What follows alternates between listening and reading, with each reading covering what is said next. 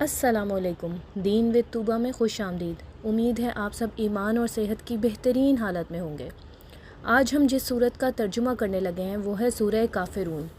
تو سورہ کافرون میں اللہ تعالیٰ نے خاص طور پر ان کافروں سے خطاب کیا ہے جن کے بارے میں اللہ تعالیٰ کو علم تھا کہ ان کا خاتمہ کفر و شرک پر ہی ہوگا، کیونکہ اس سورت کے نزول کے بعد کئی مشرک مسلمان ہوئے اور انہوں نے اللہ کی عبادت کی۔ تو چلیے شروع کرتے ہیں۔ بسم اللہ الرحمن الرحیم۔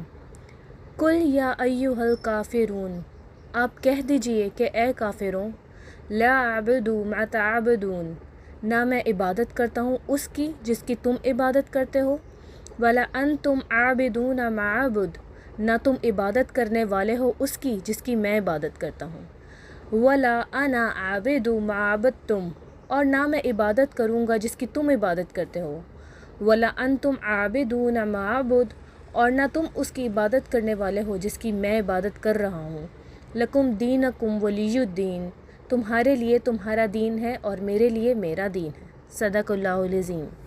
اگر یہ ویڈیو پسند آئی ہو تو دین و طوبہ کو سبسکرائب کیجیے۔